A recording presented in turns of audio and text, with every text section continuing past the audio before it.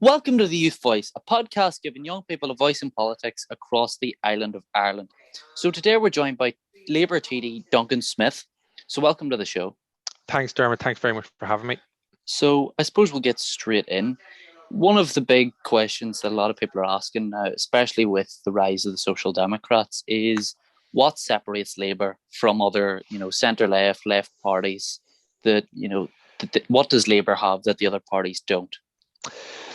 Yeah, I can understand why you asked the question, but I always uh, I like to focus on what makes Labour different from the established parties and from the parties in the nationalist tradition, and what makes us different from Fianna Fáil and Fine Gael, and indeed even Sinn Féin. Look, we have Labour. We've been around for 109 years, and we've no right to exist any longer than we deserve to and work hard for. But we've now Social Democrats who would operate a similar ideological space to us. And then we'd have other, I think, like-minded independents. We'd have elements of the Green Party and elements of the SDLP and all the rest where we'd share an awful lot of similarities.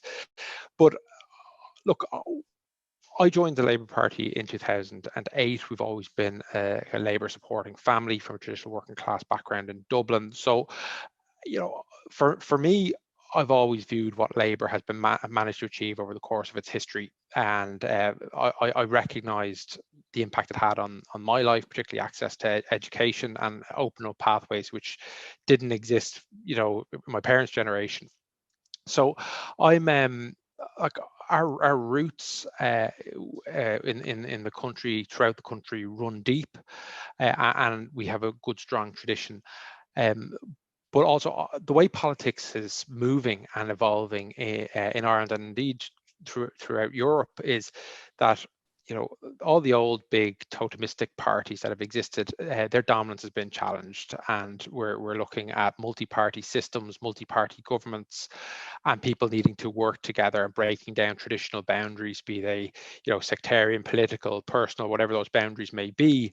And I think political parties and politicians have been slower to catch up with this trend. The voters are further ahead of us. So I hope that we will continue to, that we will begin to regrow. I think there's an awful lot of energy within the Labour Party now after our time in government and the couple of years after, where we had a difficult time.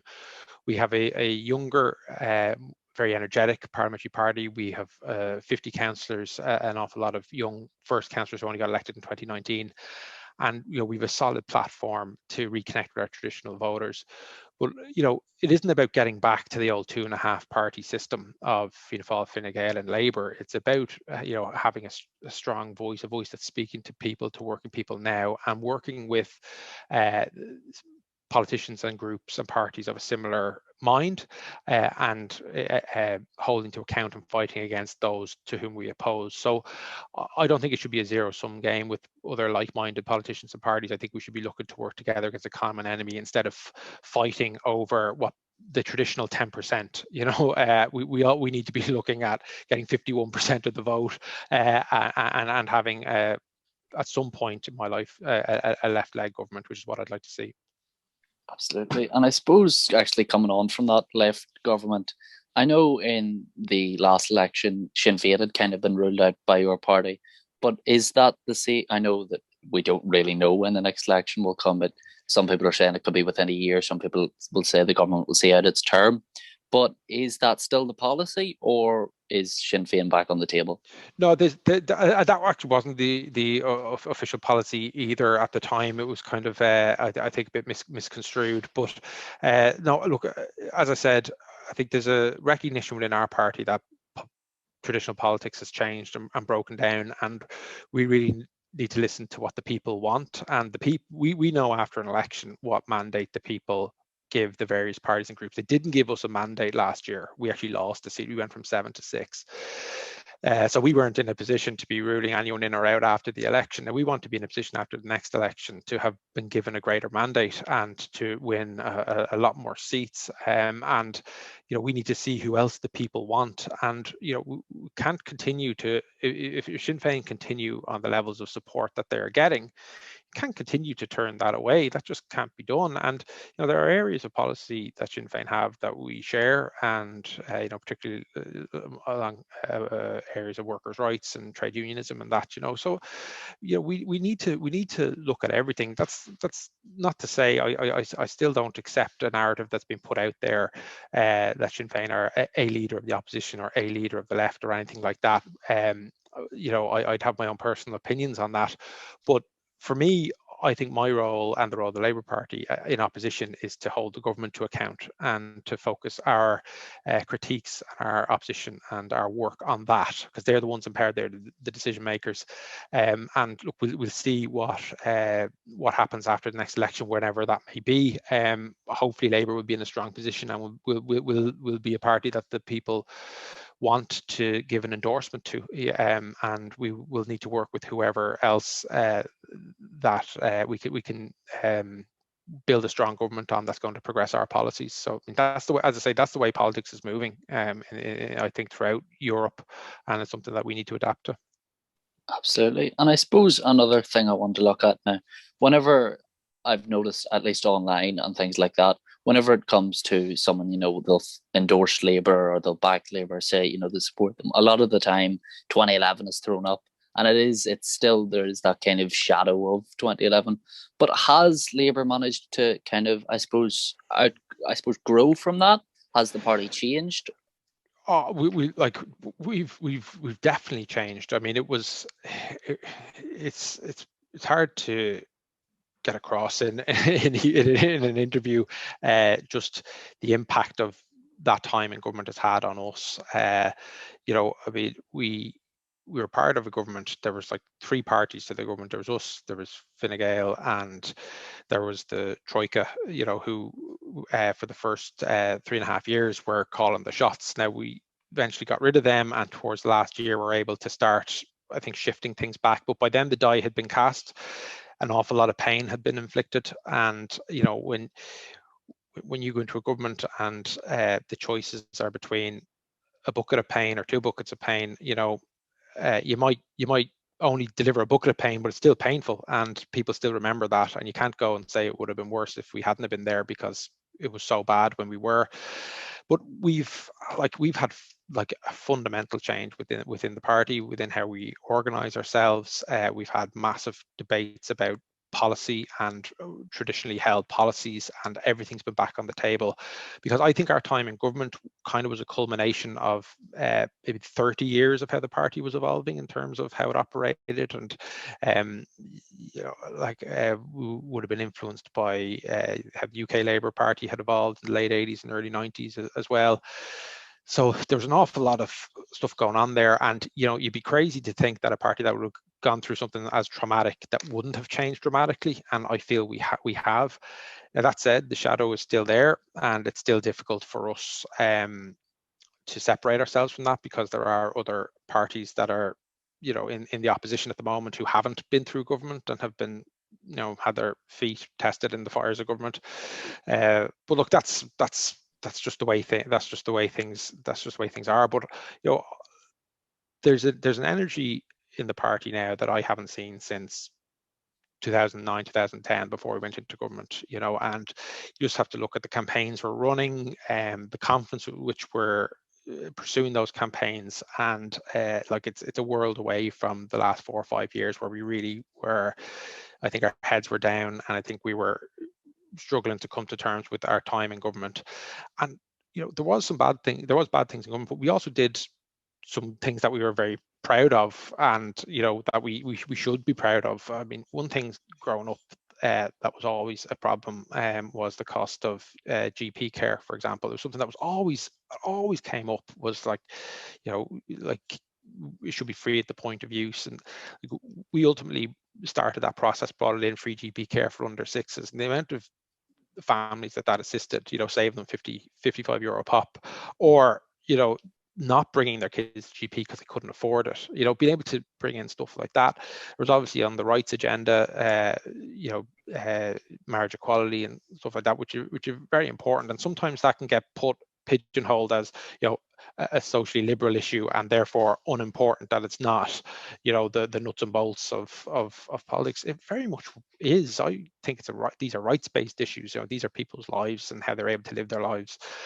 So there's an awful lot of important work done, which we also can't cast aside. But I think the party has changed, and I think the response we're getting to our campaigns now, and even like kind of back of the envelope calculations, like the people turning up to meetings and webinars and how they are in conversation with you, listening to you, responding to you, is very different than it was 2-3 years ago. I feel people are listening again and are at least willing to give us a chance. And I think that's a good place for us to be. Absolutely. And I want to actually draw on, the idea of a lot of the campaigns that your parties run. I know Labour Youth are pushing for, the Born Here, Belong Here campaign. And I actually wanted to ask about that. So I know we haven't really talked to Labour Youth very much yet, and hopefully that'll change sometime. But what is, I suppose, happening there? Are we going to see birthright citizenship back? Is it possible? And kind of what's happening there? Yeah, we were given, when we announced this, this all goes back to the referendum of the early 2000s, which was a pretty nasty one. And there was an awful lot of fear stoked up by people like Senator Michael McDowell and the Progressive Democrats, like horrible language regarding, influx, open the gates. It was I wouldn't even say the racism was cloaked in terms of the debate at the time. And, it was at a time in our economic cycle where the country was doing well economically, and we were attracting people into the country to work and to live. And that was a good thing, but it was packaged as a bad thing at the time. And I think it caught a moment, which was unfortunate, and this got enshrined. Now, I think Ireland has moved on hugely in that time period. And we had a young activist called Cormac O'Brien, who tragically passed away in December 2019, and he was chair of Labour Youth, and he was this was his cause. He said this is unfair. This is not right, and this is something we need to rectify. So, from the embers of the tragedy of his passing, we decided to get to work on this legislatively, and Ivana Bacik has introduced this in the Seanad, and the early indications were that the government were going to take this up and that we could see something done. Now, what I'm hearing now is that they're kind of rolling back on that a bit, and they're, might kick it to a committee, and we have to see, etc., etc. So I don't know, Dermot, in terms of the exact answer where it's at, but we initially got a positive response from this, that this was something we may be able to progress from opposition.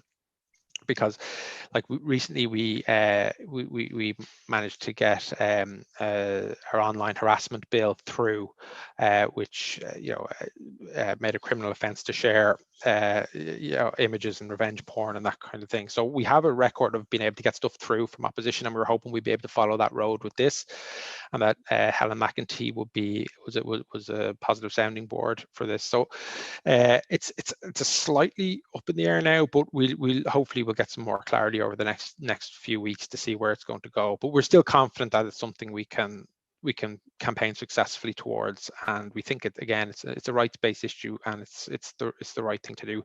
There's a whole piece as well that needs to be done in terms of how we deal with citizenship, just from a process point of view, just like people having no timelines, just having applications for naturalization, for citizenship, for rights for permission to reside, just going on for years at some points, and the response they'll get is, it's at the minister's discretion. We're looking at and people are living whole lives in limbo, and we don't feel that that's right, or that's sustainable, or that should be reflective of a modern caring democracy, which we purport to be.